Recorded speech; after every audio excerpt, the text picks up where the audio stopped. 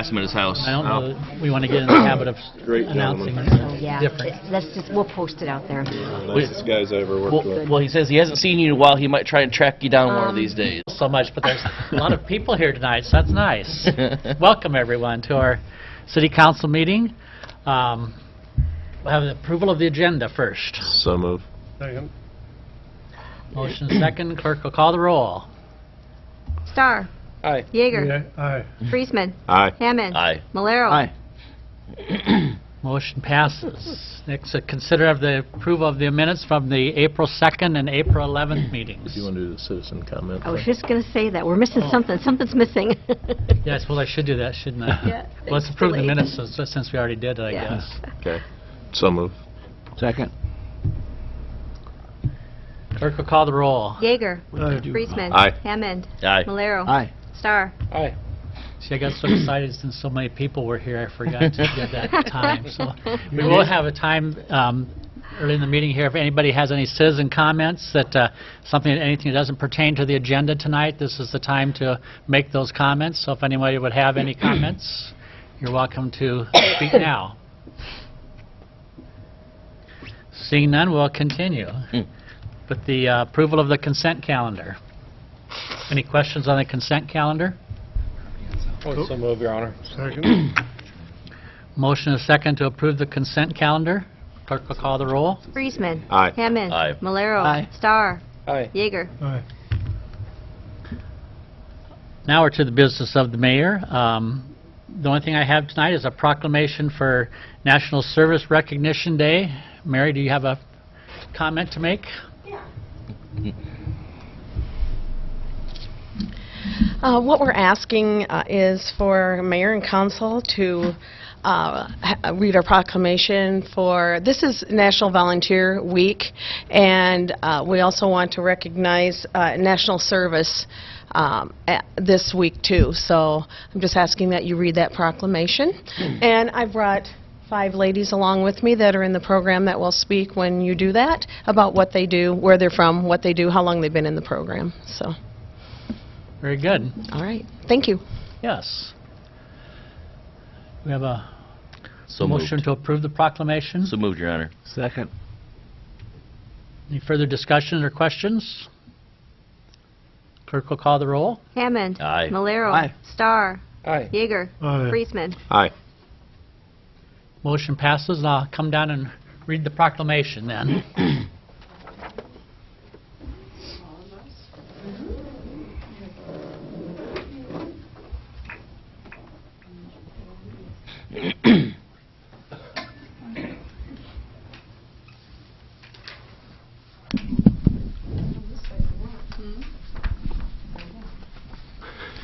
Well, Hanging out with the cool kids, Tyler. very good. So I'll read the proclamation, and if anybody wants to make a comment then after that? Okay, very good. Whereas the AmeriCorps and the Senior Corps participants serve in more than 50,000 locations across the country, bolstering the civic, neighborhood, and faith-based organizations that are so vital to our economic and social well-being. And whereas National Service represents a unique public-private partnership that invests in community solutions and leverages non-federal resources to strengthen community impact and increase return on taxpayer dollars. And whereas National Service participants demonstrate commitment, dedication, and patriotism by making an extensive commitment to service, a commitment that remains with them in their future endeavors. And whereas National Service participants increase the impact of the organizations they serve, both through their direct service and by managing millions of additional volunteers. Therefore, I, Dean Andrews, Mayor of Charles City, Iowa, do hereby proclaim April 16th, 2018 as National Service Recognition Day in Charles City, Iowa, and encourage residents to recognize the positive impact of national service in our city, and to thank those who serve and to find ways to give back to their communities. In testimony whereof I have hereunto subscribed my name this 16th day of April 2018, signed by myself, Dean Andrews, Mayor of Charles City. I know I'm going to be speaking, I think, at your recognition program here in another 10 days or so, and I know the impact that the foster grandparent program has, as well as all other volunteers in our community, and it's, we couldn't survive in our community of a town our size without a bunch of volunteers stepping forth and doing the things that you do for us. So we appreciate your commitment to Charles City and the people that you serve. Thank you. Yes. So if you want to turn this way so you're facing... Like this? Face these. You're first. Yes, my name is Cheryl Tummelson, and I worked at the Rockford Medical Clinic for 30 years. And then I did foster grandparenting for 8 years with 2 first grades in Rockford.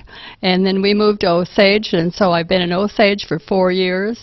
And don't work at a clinic anymore, just go to school every day and do foster grandparenting with a 2nd grade class there. And it's the best part of my life.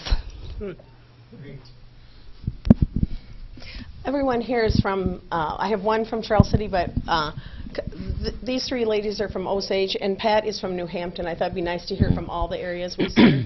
Hi, my name is Pat Leichman. I'm from New Hampton, Iowa. I've been with the program 6 years now, and if I had known about it sooner, I would have been in it a lot sooner. Being called, I just love being called Grandma when I go to school. The kids are so neat, and all the hugs you get, and I think I learned just as much from them as they learn from me. They're sweet little kids, and they just want sometimes just somebody to talk to, or somebody to just say, good morning to you, how you doing? And I know when I go down the hallway, it don't have to be the 1st grade, which I'm involved in. Any teacher will come up and say, hi, are you having a good day? We're so glad you're here and everything. So it's one of the best programs we've had, and I wish we'd get more volunteers because it's really something very special. Thanks, Pat.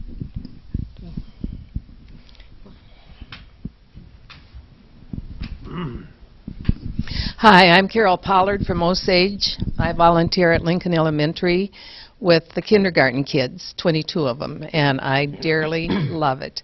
I retired from the government, and then I worked at numerous other places in Osage and around the area. And just this past November, I had heard about the foster grandparent program, but didn't have any idea what it was about. So I checked with the grandma that I knew, and they says, yeah, call this school, so I did. And then I talked to Mary, and first thing I knew, I was a foster grandparent, and it is the most rewarding thing I've ever done in my life. To have, like Pat said, to have these little kids, Grandma, Grandma, and put their arms around you and hug you and just talk to them, or if they need help with their studies, or just, and we have a rocking chair in our room, and that's my place to sit, and every day I have at least 2 of them sitting on my lap. If not, they'd all sit there if they'd fit, but won't quite all fit. But it is very, very rewarding, and I wish too that I'd have gotten into it a long time ago. It's just so much fun. Yeah.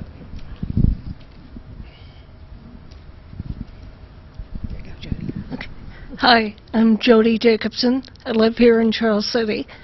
I have multiple sclerosis myself, and I'm tired of getting down about my disease, so I wanted to give back to the kids because they're our future. So I went in and talked to Mary, and she told me all I'd get back, and I was like, yeah, okay.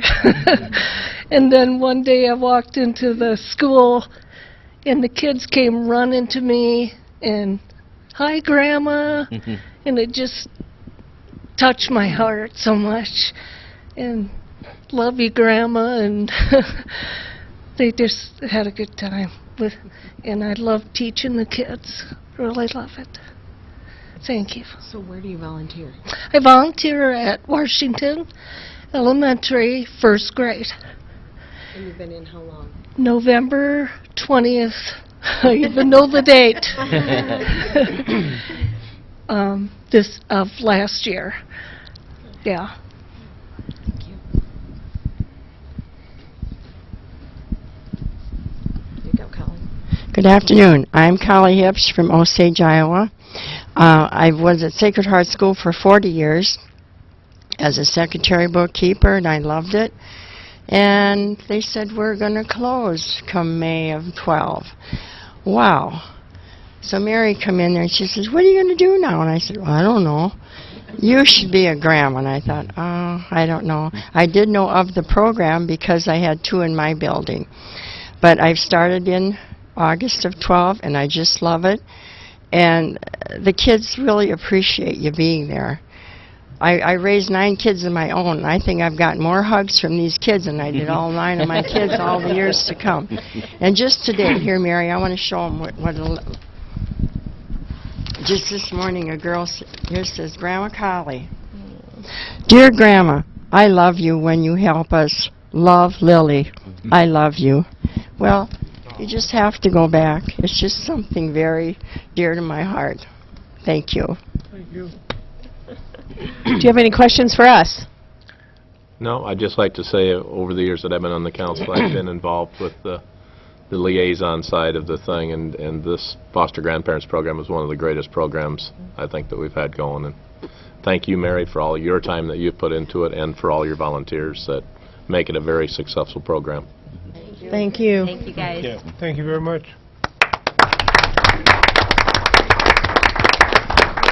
Yeah, I say if that wasn't a testimonial to a successful program, I don't know what could be better. So I think you ladies said it all. So thank you very much for being here tonight.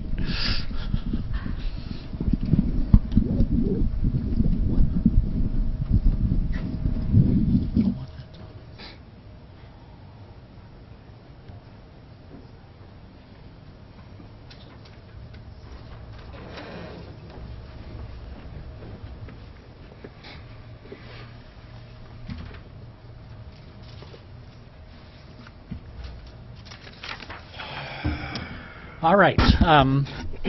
Moving on to public hearing on the 2018 South Cedar Terrace window replacement project. We'll open the hearing. Do we have any written comments or objections? None, Your Honor. Do we have a filing of affidavit of publication? Yes, Your Honor. Do you have any oral comments or objections tonight? Move to close the hearing. Second. Moved and seconded to close the hearing, and clerk will call the roll. Malero. Aye. Starr. Aye. Yeager. Aye. Friesman. Aye. Hammond. Aye. The hearing is closed. Next, we'll have a consideration of Resolution 5118 approving the final plans, and we'll have any discussion on that. Heidi?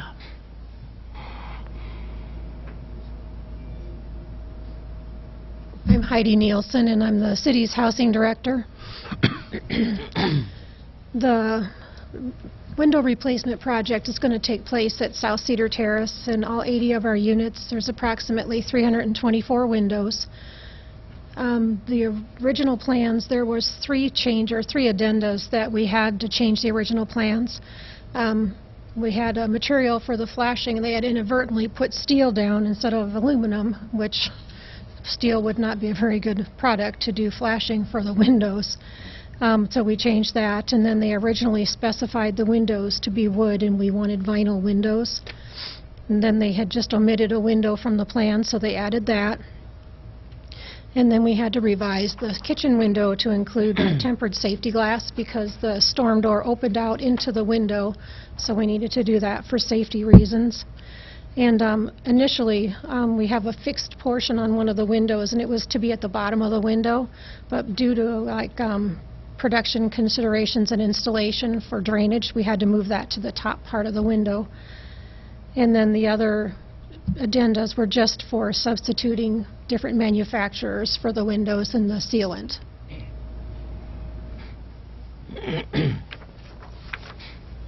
Any questions for Heidi? So these are just changes from the initial plans, and this then creates the final plans then? Mm-hmm. Sounds good. I'd so move. I would second. Motion to approve the final plans. Clerk will call the roll. Starr. Aye. Yeager. Aye. Friesman. Aye. Hammond. Aye. Malero. Aye. Motion approved. Next up then is a Resolution 5218, which is awarding the contract for this project. Heidi, you want to go over that? Sure. The project plans we had, they were published by legal notice in the Charles City Press, and they were on the Masters Builder Exchange for statewide publication. The bids were received on April 12th, and we had gotten 4 different bids. I don't know, Trudy, did you leave the bid tabulation sheet in there? I did, yep. You did? Okay.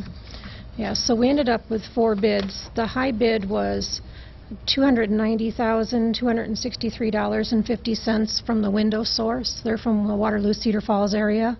And then the low bid was $156,651 from Stege Construction, and they're from the Waverly area. We did not have any local contractors bid this project.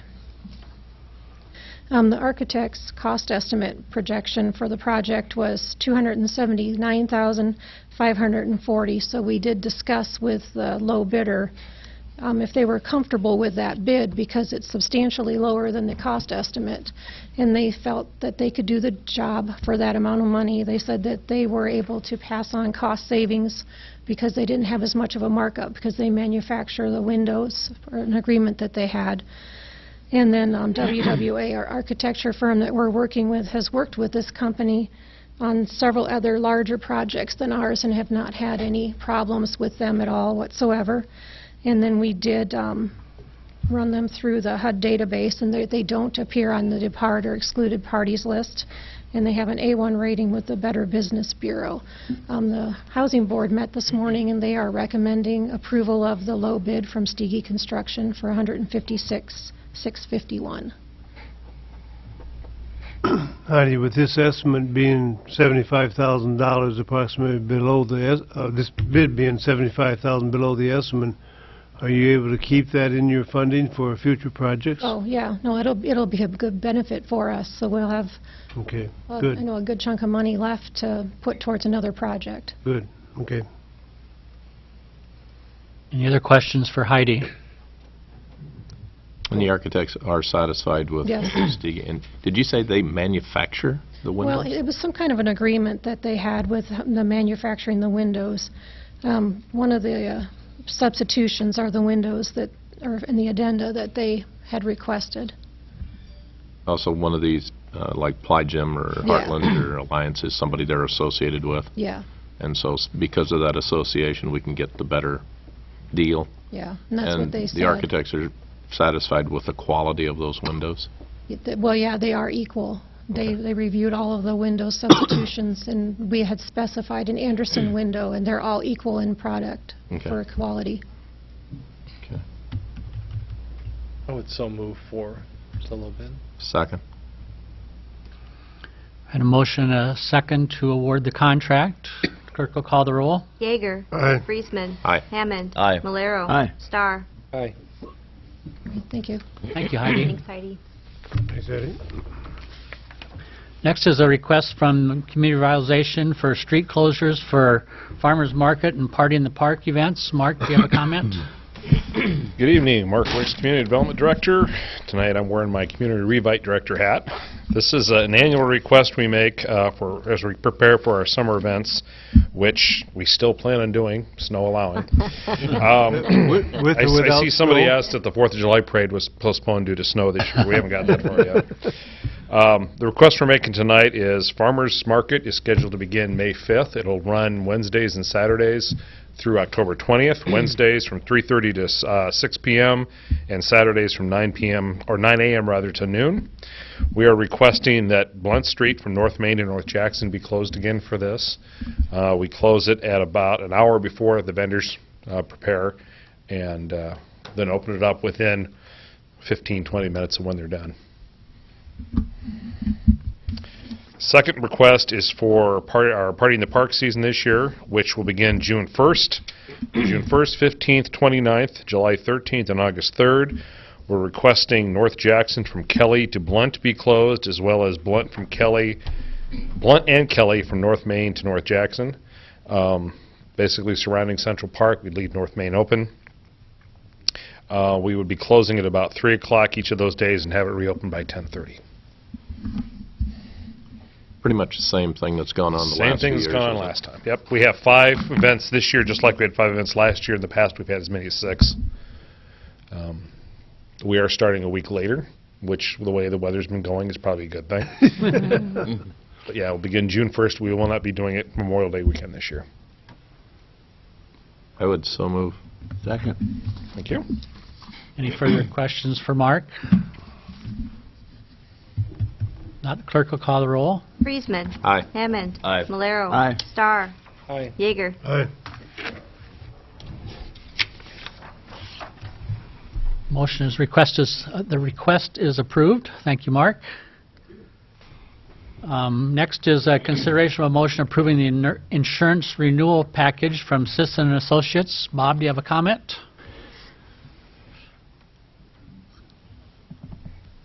Good evening. Bob Ingram with Sisson & Associates. I don't have a comment other than if council has any questions on the review that we did at the workshop last Wednesday. It may not hurt to just kind of highlight the results of your synopsis a little bit as far as the premium. Or the what's premiums? happening with that this year so that these folks and the people at home kind of know what's going on. Sure.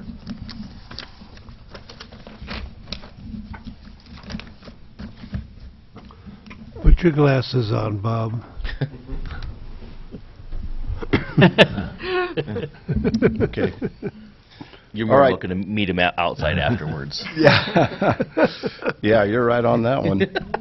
All right, on the package side of it, the package deals with our property, liability, inland marine, cyber solution, automobile, fidelity, linebacker. Linebacker is the employment practices and the council errors and omissions coverage, law enforcement liability, and umbrella.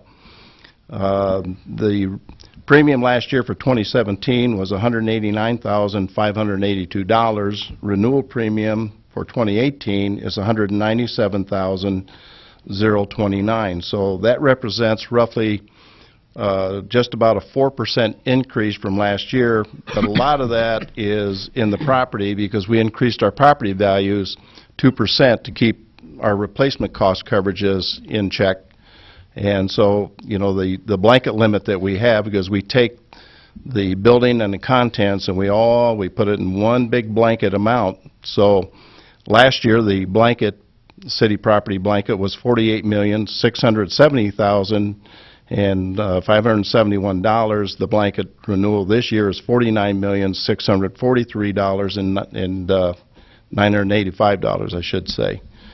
So the 4% increase on the package to me was good because, like I said, it's just the 2% is the main part of the increase. The big item was the workers' compensation. That one I was really happy with. The 2017 modification factor, which the city is, every commercial business that has a work comp policy is rated on an experience modification factor, which is based on claims and losses. Last year our mod was 1.07. This year, because of good loss experience, is 0.86. So that represents roughly a $35,000, $38,000 savings to the city. And the modification factor is figured over a 3-year period. So we're entering 2018, so we're being rated on 2017, 16, and 15. We lost year 2014. So that part is a tremendous savings, and as I told council, this is the area where the city really can save a lot of money, is workers' compensation. And this is a compliment to the city and the city employees for good work experience. So that all being said, the 2017 total insurance program with EMC, which is package and the workers' compensation, was $410,728. And happily, the renewal for 2018 is $372,103. And then we did discuss cyber. I am in the process, Trudy has completed an application, so I'm in the process of working on 2 separate quotes for cyber coverage. When I have those, I will attend a workshop and we will discuss it at that time. So with that being said, I'm asking for council approval for the package and workers' compensation 2018 renewal with EMC and Sisson & Associates. Also move. Second. Any further questions or discussion? Just, Bob, on that modification, is that our experience mod deal, is that about average for a community like ours, or where do we fall, do you know? Oh, this is excellent. Okay.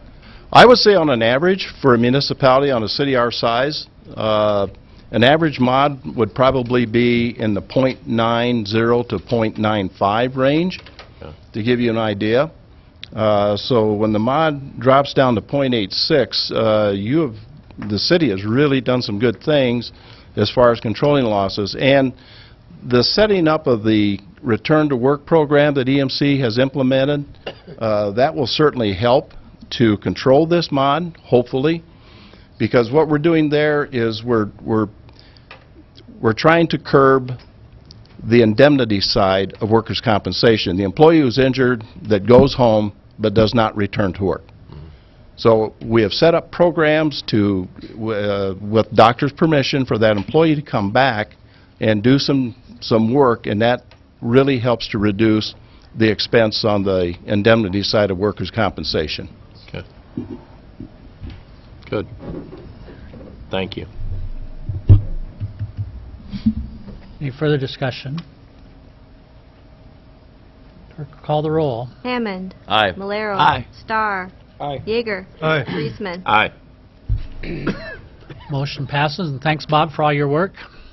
You guys are excellent to work with. Thank you again very much for all you Don't do. get carried away. Despite all the grief he gets from the members of the council, certain members, we appreciate the hard work you do.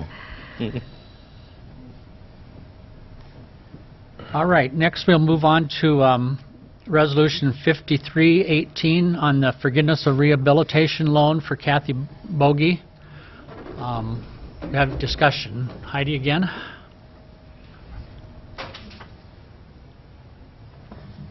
Yep. Kathy Bogie was one of our program participants for the owner-occupied rehab program. The city went in and did repairs to her house in 2015, and part of the grant requirements are they have to reside in their home for 5 years after the work is finished and the loan is forgivable.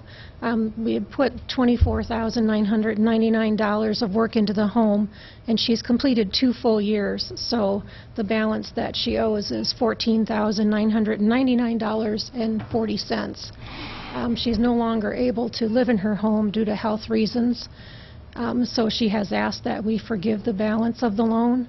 We met with the rehab committee, and they discussed, and we looked at a lot of different considerations, and Michael Hammond and Gene Parson went and toured the home and determined that the property value of the home is high enough for her to pay back that amount in full that she owes with no hardship to the family.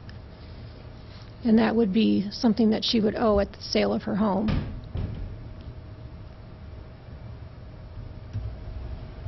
So that's the recommendation, then, The is to deny recommendation the... is to deny the request at this time. So will that be paid then back when the home is sold? When the home is sold, And yes. so if that doesn't happen for a while, it just won't happen for a while? Is that Right. Yeah, when she moves out is when the clock stops for the forgivable loan, because then she's no longer the owner occupant. Even though she would still own the property, she doesn't reside there. And if the home were sold for considerably less than what the appraisal was, that would just... Well, if it's sold for considerably less, and, you know, they can always come back and revisit it. They can submit another request if something is, you know, substantially different than what we've, you know, talked about. Okay. Any further questions for Heidi or any discussion? I'd say based on your recommendation, I'd move to deny the Second. forgiveness. More discussion. Clerk will call the roll. Malero. Aye. Starr. Aye. Yeager. Aye. Friesman. Aye. Hammond. Aye. So the Thank you. consideration to deny the request is passed. That kind of sounds like a double negative, but... Okay, next up is Resolution 5418, which is approving the purchase of 2 squad cars. Steve or Hugh, or who has this one? Yep, we've budgeted here in fiscal year 18, and we've budgeted for fiscal year 19 to buy a replacement vehicle for the police department. And we have not purchased the one here in fiscal year 18 yet. So we're actually, what we're looking to do is order both vehicles for this year and next year here at the same time. Chief was able to get quotes from the state bid, which is through Stevers Ford out of Waukee. We also got a bid locally from Molstead, and they were very close. In fact, the one from Stevers in Waukee is a couple $100 cheaper. And as we talked about in our workshop the other night, that we could purchase that vehicle from Stevers in Waukee, and then for $300 they would deliver it to Molstead's, and Molstead's would ultimately deliver it to us. And as we discussed, that was kind of our preference going forward. We wanted to get the vehicle from Stevers because they go through a lot of the police vehicles, and we knew exactly what we'd be getting there, and yet we'd be able to have it delivered to Molstead's, and they'd be able to get a little bit there too for taking delivery of that. So we would like to recommend purchase of 2 squad cars, both likely to be paid out of fiscal year 19. We will use the funds that we have put away from fiscal year 18. We'll just leave those in capital reserve until next year when we make the purchase. So we would recommend purchase of these 2 vehicles. Any questions for Steve or Chief Anderson? Or Does this kind of fit into our replacement plan? You? Hi, Chief Anderson. Yes, Dwayne, it does. It fits into our replacement plan. Hopefully we can keep continuing passing vehicles down to other city departments and with less miles on than 100,000 or 200,000. So this will fit into that. It also fits into our CAFs, or our compressed air foam system with the whole cross-training as a firefighters there. So that's why we're looking at utility vehicles instead of just regular squad cars. And I should mention too, the price for each one of these vehicles is $29,737. I think I said that. I would so move for the purchase of these 2 vehicles. Second. Thanks, you. Any further discussion? Clerk will call the roll. Starr. Aye. Yeager. Aye. Friesman. Aye. Hammond. Aye. Malero. Aye. Motion passes. We'll get those ordered, huh? He's probably doing it right now. Computer out. Don't push the submit button till you get till at least till you get approval. We were Skyping live, so. Next is consideration of Resolution 5518, which is for support and financial commitment for the Main Street program in Charles City. Discussion on this one. Steve or Mark or? Sure.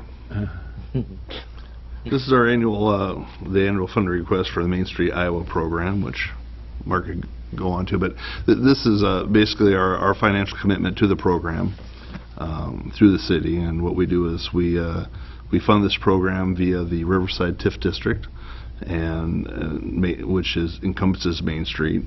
And each year we allocate $21,000 towards the program, 16,000 of which is there for program support, another 5,000 for administration of the program. So it's a very strong program in Charles City, long-running program. We have a good relationship between the city and Main Street, and I think that's evident with the things that we have going on within our Main Street program. So I'll let Mark make any additional comments, but I would recommend approval. Main Street, Iowa, and Main Street, the National Main Street Center, Main Street America, they're trying to get in line with each other with their contract lengths now. So this agreement actually would be for 18 months. Before it was 2 years. It would be 18 months. And then after that, it would be for 12 months, and it would sync up with the Main Street America calendar for accreditation purposes. So that's something that they're trying to get all the communities in line with now. The only other real difference in this particular agreement is, or I should say our program agreement, which our board approved on Friday, or last Friday, is previously the city and Community Revitalization were lumped together as the one party in the agreement, along with the state being the other party. Now they've separated and kind of show more of the partnership, because Main Street America, Main Street Iowa really stresses the partnership between communities and the local Main Street Iowa program. There's a lot of communities that can get a lot done when that happens. There's a lot of communities that struggle when the cities and the Main Street programs don't work together very well. So it's a real key point with them, and Charles City's kind of been a shining example since day one. City's been very supportive. We've been around since 1994. So very appreciative of the relationship and the partnership we have with the city, and I think that's the best way to put it now, as a partnership. It's all about helping each other, getting things done to better Charles City as a place to live, work, and play. Happy to answer any questions. Mark, approximately a rough guess, do you have an idea about how much we've gotten, the communities have gotten out of that program? I mean, more to my point is, with this amount we're paying in is such a small amount compared to the return we've gotten back. Without a doubt. And the big thing when you started this is, in 1994 we were established as a demonstration community. We had to show that we could sustain our program. And then in 96 we became an official Main Street program. City's been a key part of that. So has the county's also been a partner. We now have a budget of just under $200,000 a year, but we are a nonprofit, so that's money in, money out, and it's money that benefits local businesses, nonprofits, the city itself. We've done a lot of partnership things with the city where we can get a lot more things done, where we try to raise half the capital and the city contributes. We're going to do that again. We finished the Main Street Light program or project up and down Main Street, and this summer we should be able to finish off the remaining 8 poles in Central Park. Those are things that probably wouldn't be high on the priority list if it was all left up to the city. Not because the city wants to do it or doesn't want to do it, it's because there's other financial priorities. So I have an entire data sheet that they give us at the end of each year. I've read it before. I will not bore you with that right now, but it's available for anybody who wants to see it. The big highlight to me on that sheet every year is, out of the 52 Main Street communities, Charles City ranks second in the number of volunteer hours that have been committed since 1994. Second only to Dubuque, and that's over towns like Sioux City and West Des Moines and Cedar Rapids as well. Also, could you just touch on the funding for the program, Mark, as far as it's not dues or anything? Right. We do not have membership dues. This is strictly voluntary investments, we refer to it as, both private and public. The city contributes $23,000 to our program. The county contributes $5,000, and the rest of it comes from investments from private individuals and businesses. We do have several private individuals who invest in the program. And all of our projects that we do, from chili cook-off to Party in the Park, all that money for those projects starts with zero and is raised by those committees for that project. Any further questions for Mark? We'll move for Resolution 5518. One more thing I might add real quick in answer to Mike's question is, by being a Main Street Iowa program, we have access to state resources and state incentives, including primarily the Main Street Challenge Grant, which Charles City's taken advantage of 3 times now. That is, I believe we've had between $55,000 and $75,000 we've been able to get for the community by participating in that, which if you're not a Main Street Iowa community, you cannot do. Also some of the facade programs that have gone on. That was CDBG. That was the primary funding of that, which you worked with the city on, but we did get a Main Street Challenge Grant to enhance that. We had 4 buildings that were going to exceed the CDBG costs, and through that Main Street Challenge Grant, we were able to finish off those other 4 buildings. We were also one of the initial recipients of the Main Street Challenge Grant for wayfinding. The first year they offered it, we were one of the 3... Technical Assistance Grant. Technical Assistance Grants. We were one of the first... One of the 3 communities, I think there's 3 yes. that year that received it, and so we got funding to help with that project too. So it's always showing up somewhere here or there as far as being a benefit. So. And it allows the city to offer some programs, the community, I shouldn't say city, but the community offers some programs that normally may not happen if it wasn't for an entity like this, because the city just doesn't have the time or the manpower to do it. Yeah. And part of the Main Street program agreement is there's required trainings throughout the year that we have to attend, and because of that we have continuing ed, and these are ideas and resources that we can bring back to our community, things that other communities have tried and done, so you don't have to reinvent the wheel in that regard, but also great ideas through the networking not only with the state of Iowa but the entire U.S. Last thing I might mention too is May 10th.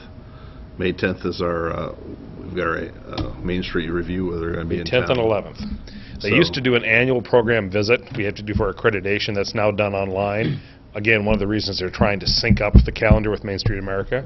But May 10th and 11th, we will have a representative from Main Street, Iowa in town to visit. They'll be visiting with our board and committees. They'll be visiting with community or city representatives. Basically, they're here to find out how we're doing and what else they can do to assist us. What are the areas that we could use their help in? What some new ideas they can infuse into what we're doing. So it's a great opportunity to talk to state staff and also find out what other communities are doing.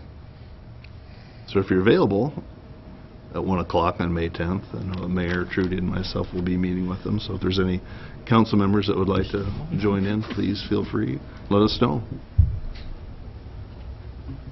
Delaney, you're already doing 2 meetings that day. You might as well do... No, that's the day before. I got to do the one the next morning, too. 2 of them. So. I did hear a second. We were kind of in nebulous land there for Yeah, a we while, all were. that discussion between the motion and the second, but that's fine. I just reiterate what Mark said earlier, that having been involved with Revite for a long time, when we have these state visits where they Main Street people come up here, and also just going to other meetings, Charles City is always kind of looked upon as favorably, because not every city and Main Street program get along as well as we do here in Charles City. So a lot of communities are envious of how well our city supports our Main Street program, because that's the other cities maybe aren't quite as supportive, but I think we're kind of seen in the Main Street program as having a favorable representation with our city. So I've actually been asked to talk next week at the Main Street Spring Workshop about partnership we have with the city and the county, and in particular how our joint entity board works. A lot of communities are envious of that. One other date I'll note for you is we had to postpone. We had an economic profile presentation. We had Jim Thompson coming up to present that on behalf of the Business Improvement Committee. That was going to be April 3rd. The weather kind of hindered that, so it has been rescheduled for May 9th at 5:30 at the Zester Room. That is open to the public.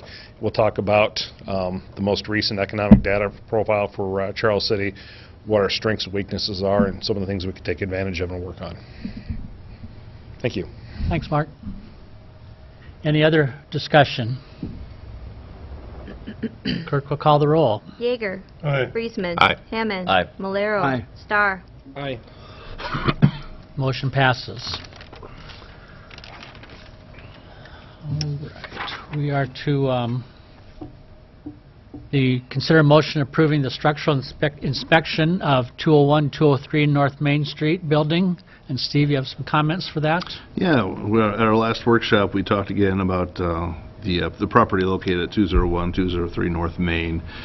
There's been some concern shared with the city from a couple of different groups in town, be it the historical commission and the Main Street Business Improvement, just expressing concerns over the condition of the building and just wanting to make, do everything within the city's power to make sure that that building was safe and was not structurally deficient. So we've been taking steps to address that situation, and we've estimated the approximate cost of doing an inspection to be somewhere around $7,000 to $8,000. This would include going into the building, physically cutting holes every 24 inches on center, really good look at the floor joists, and make sure that structurally that the building is there.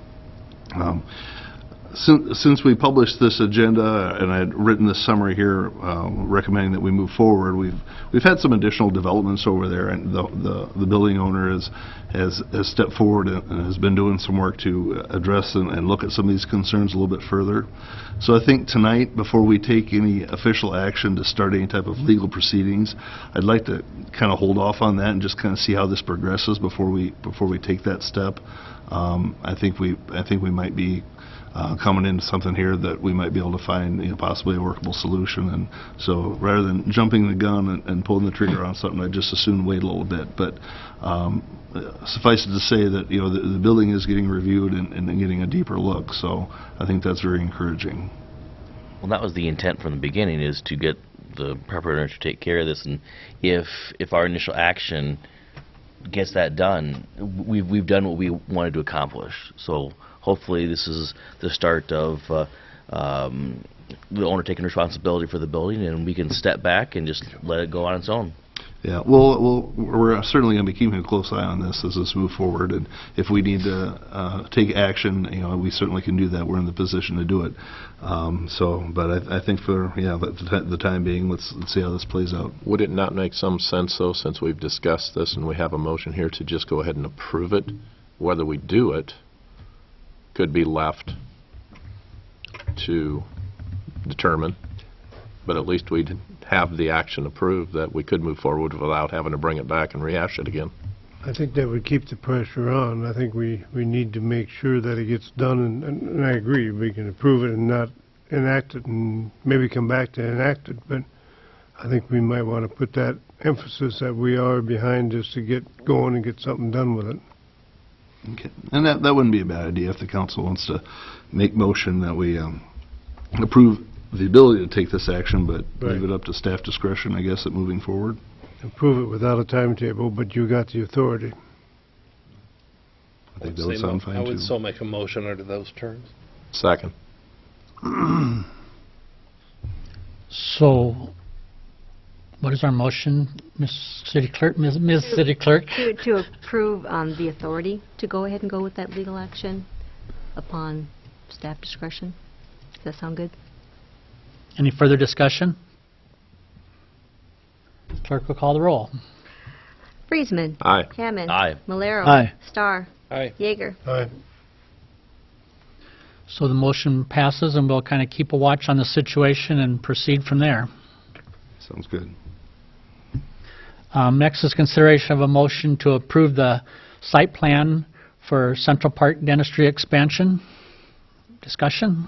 Yeah, about a year ago, as you may recall, we were approached by Central Park Dentistry about the possibility of them making an expansion to their building.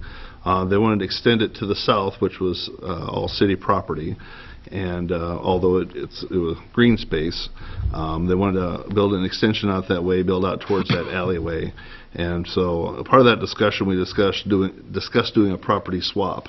A portion of that parking lot that's been cleaned and maintained and operated as a city parking lot was technically their private property. So ultimately we agreed to swap property. So we gave them that south end there. We got the north end of the parking lot. Part of that discussion was, we were talking about changes happening in the area as far as parking. And so part of this plan was going to be basically the elimination of, not green space rather, but that 9 stall parking spot that they had there right off the building. The initial thought was that would go to from 9 to 5 parking stalls. That's what we approved this swap on. And then once the surveys and all that stuff were done, it was realized that there'd be room for 4 parking stalls. Further discussion showed that, they wanted to look to have a place to put a dumpster and maybe some green space for the people that work there and whatnot. So ultimately, that's what we were looking at the other night, was going from having 5 parking stalls to having 0 parking stalls on that one side. And so as we discussed the other night, I think there was consensus that that moving forward in that direction was fine. We also talked about how we're going to be redirecting the flow of that parking lot as well. But I just, for the council to have a chance to review this and just be aware that, that was something that had changed throughout the process, and once things were finalized, and to make sure that the council would be okay with the deletion of those 5 parking stalls. So I guess with that, we would recommend approval of the council on that change. I think this is a great little addition. It's great to see a business here in town doing well. I'm glad that we could work out all the details to get it to, work and facilitate it. I'd so move in favor. Second. Any further discussion? Will we need to do the urban renewal plan amendment for this change? No, when we went through the initial property exchange, we had to essentially make a zoning change. The area that we conveyed to Dr. Hansen was designated as parking, so we updated that so it was designated as office or building. But since he's not requesting any TIF funds, there was no changes needed beyond that I guess zoning issue.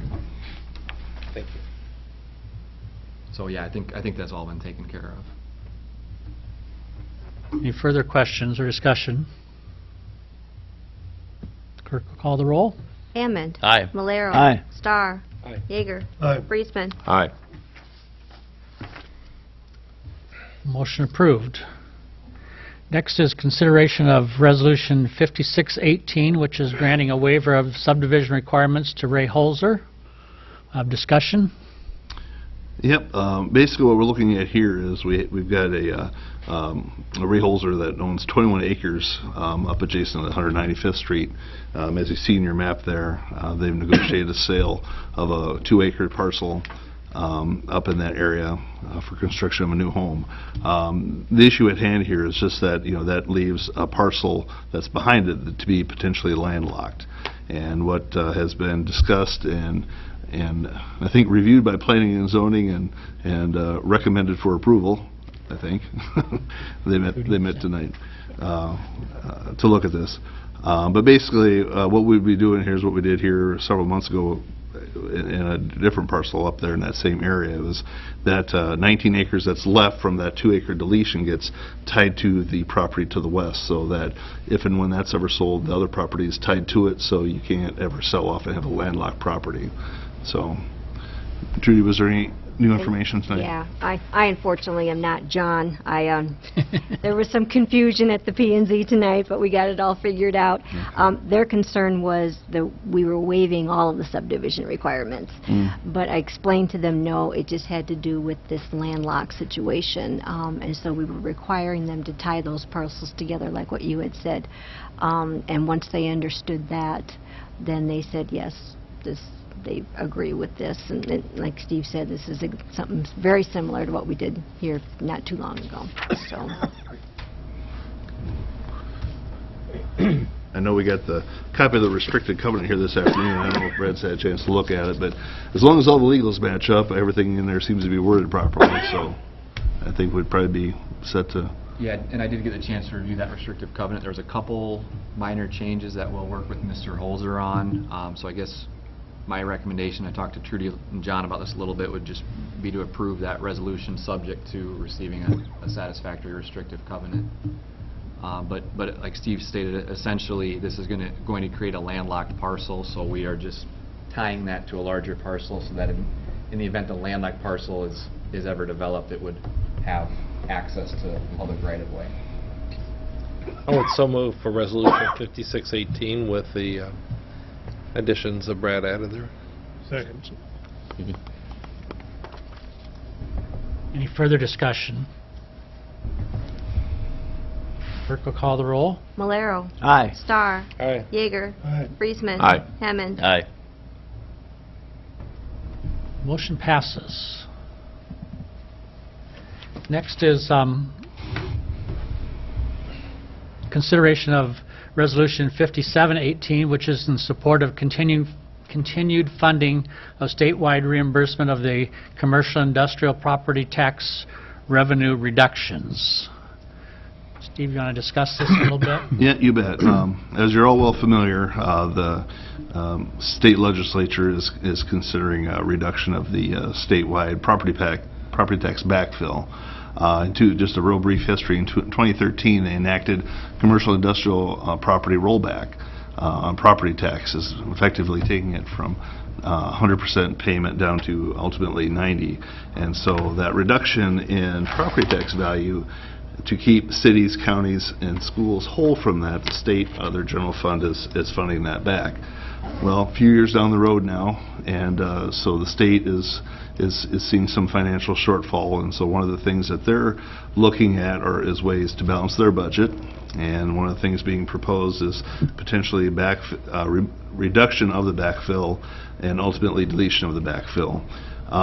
What makes this obviously difficult for many communities is that we are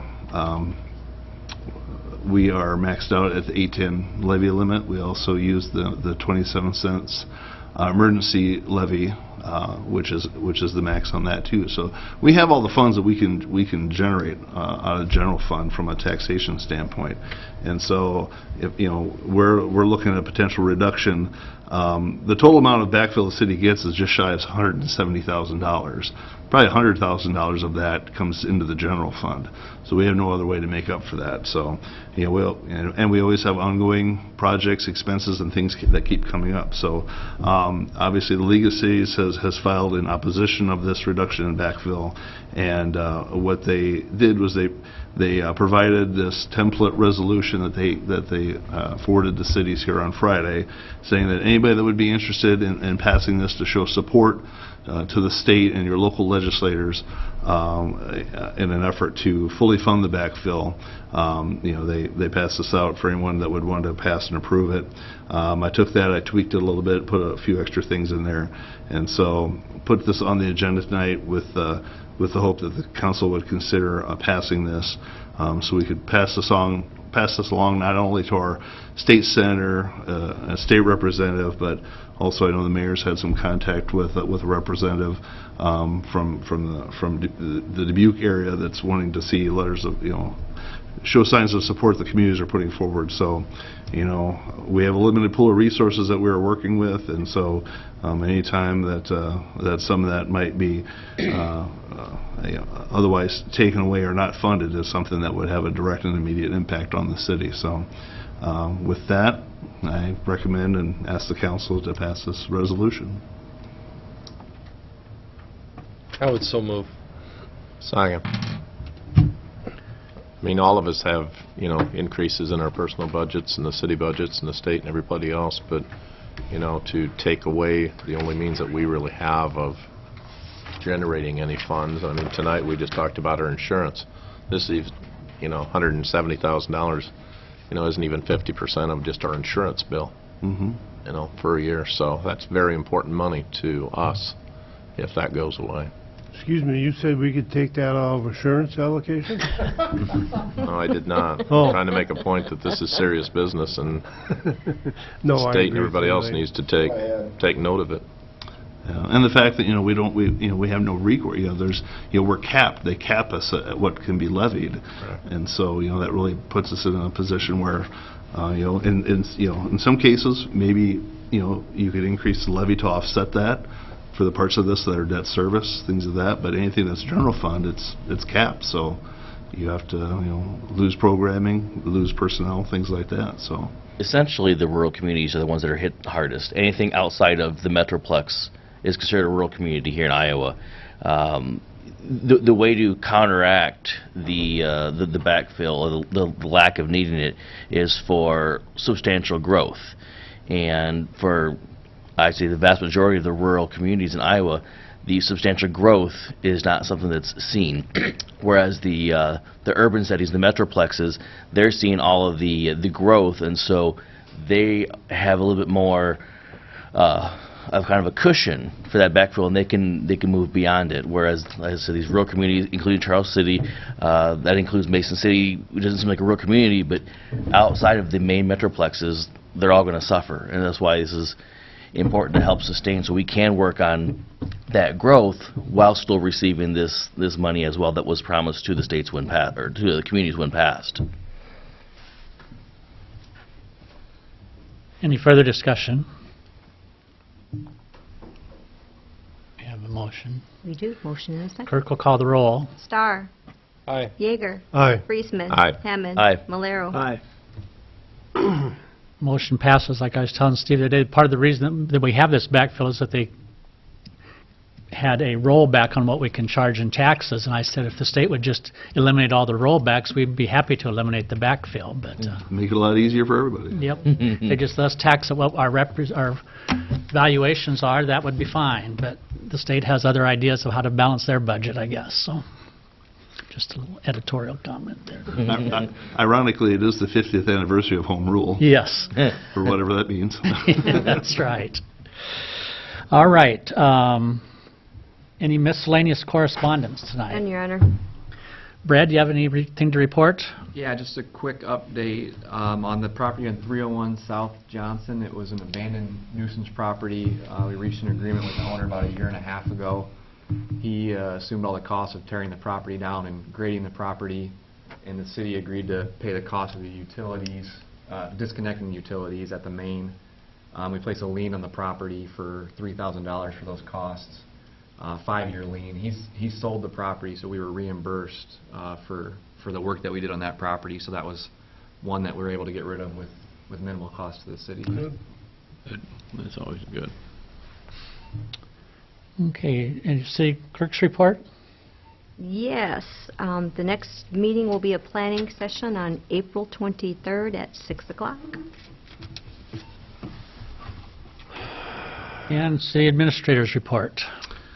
Today at 4:30 was at NIACOG was the due date for the transit bids, and when I'd called it about 2 o'clock, I don't think we'd received any bids as of yet. So Kevin Kramer and I will be working diligently here on a way forward to figure out how we're going to handle our transit authority. We've had some initial discussions with some folks that were interested in town, but it seemed to be that it was going to be too cost prohibitive maybe for them to offer the service. So we'll see how we move forward on that, but that was something I wanted to mention to you today, that those bids were initially due at NIACOG. So this Wednesday and Thursday, Leslie Weber, the EMA director at the county, has scheduled a series of NIMS training. Some of you may have had the ICS 200 class maybe before. If you haven't, they're offering it now. It's a two-day class, basically from about 8 to 5 on Wednesday and Thursday. So if you haven't had ICS 200 and are wanting to take that, now would be your opportunity to do so. It's basically ICS, an incident command system. It's basically a protocol on when there's times of disaster, what's supposed to happen, who's supposed to do it, and how's that all supposed to flow. So that is offered and is available for staff, and elected official are the ones that they like to see attend that. So if you have interest, please let me know. Just to touch base, we are working on the water resource recovery facility, working with adjacent property owners to the plant out there as we look to do equalization basin expansion and reed beds. We need to get waivers from anybody within 1,000 feet, and that's essentially the 3 property owners that live out there, in addition to the campground. And so we're working with those folks on that process. We can keep that moving. So. And last thing to mention is just that you may have forgotten, but next week is spring cleanup. So Saturday starts the day. Saturday is when you can first start putting stuff up, or putting it out. So just move the snow to the side, place your items along the curb. And so Saturday is the first day you can put things out. Pickups will start that Monday, the 23rd, and finish on the 26th. That's all I have. Steve, when does that transit contract end? June. End of June? Ends June. Yep. And that ICS training, you can do that online also, if I'm not mistaken? You can, but going to the dentist would be more fun than that. No offense. You can do it online. I find it much more productive, and you learn a lot better if you can do it in a group setting like they're going to do it. And so the first time they offered this was in 2006, I would assume, because I think that's when it first kind of came around. So several of you may have been part of it, taking it, but 2006. It's a 2-day course, though, so it's full days. All right. Any board, commission, or committee reports? Yes, the Hotel Motel Tax Tourism Steering Committee met. We received 2 grant applications. Of those 2, we did award one in the amount of just over $2,000, and the other one, I believe, right around $500, if that's correct, Mayor. 510, I think it was. Right on there. So we appreciate the applications, and we hope to see more next time. Any other committee or board reports? Not, do we have a motion to adjourn? So moved. Second. All in favor, say aye. Aye. Meeting adjourned.